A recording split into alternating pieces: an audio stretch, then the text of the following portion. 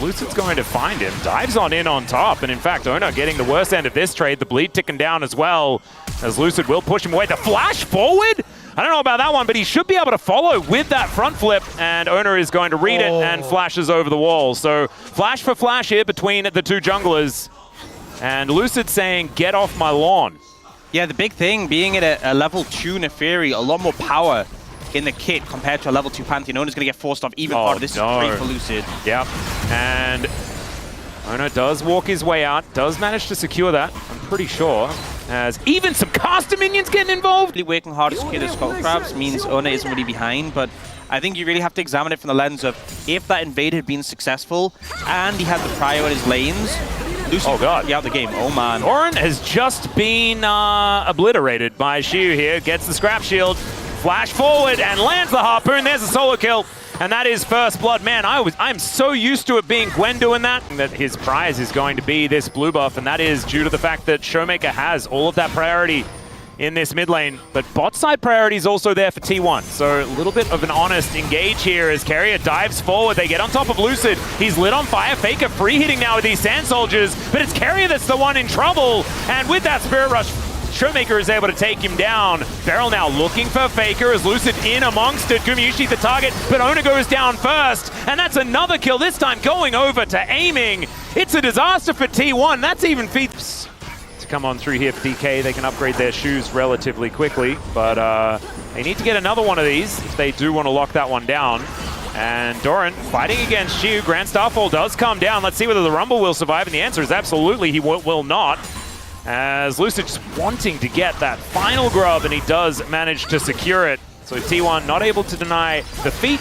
They will be able to deny triple grubs from DK. So T1 on the board now with that kill under Xiu, certainly good news. Trades, and again, Faker's going to recall, but he doesn't have TP, and with him off the map, and Showmaker having not committed ult in that play, D+'s very confident to pick up this dragon. Yep. Second objective of the game. Deadly Flourish, a bit of an attempt there from Gumayusi, and I was going to say, oh, that's optimistic, but it's Gumayusi. Oh, so he hasn't had blue buff for very long. Yeah, oh, Guma. Okay, Solar Flare is going to miss the stun, but he's still dead. Lucid comes on over, grabs the kill, Beryl able to tank up. Lucid just flipped over the wall, so doesn't have that ability at this point in time. Avoids the Deadly Flourish, though, as he flashes over the wall. Oner goes in, but Beryl is right there already. The curtains are going to get called, as now Lucid still trying to escape. I don't know whether Beryl is going to be quite as lucky, though, as he realizes he has to stick around, and that will spell his death. So a little bit of an over... Doran going back home now. And Lucid well aware of what's going on here, but I just don't know whether DK is going to have a way in. As I say that, Lucid just blast cones his way into the pit, and Oner is going to be able to stun him. The front flip gets him over, but that means the dragon definitely goes into the hands of T1. Equalizer goes down. Not really is going to try and return the favor, heading down towards this bottom side. No feats of strength, of course, but first turret blood going over to DK going to be an important one there. I have to TP out. Yeah, Faker will set up a turret of his own, and will look to take down this wave. And I think maybe he's just dead. He's lost the ability to do the old... nice. Okay, gets over the wall. That's very cute. Malignant's on the floor, and they just have to back away. It was slick from Lucid to dodge. What they're up against, aiming, pushing out this mid-wave once more. And Solarflare going to connect onto Oner. Zenith Blade to try and chain this CC, but the Magnus Storm is good from Keria. Untargetable is Lucid, but he has to use everything to try and get out, and it does not work.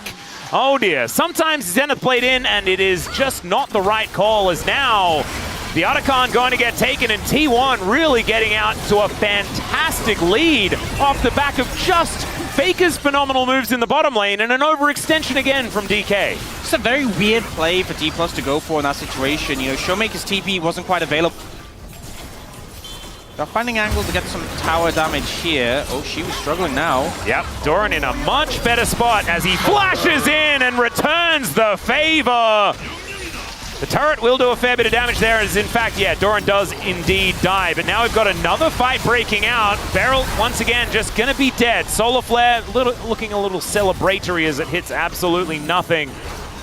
And T1, they get the better end of it, even though it was a 1-for-1 as far as...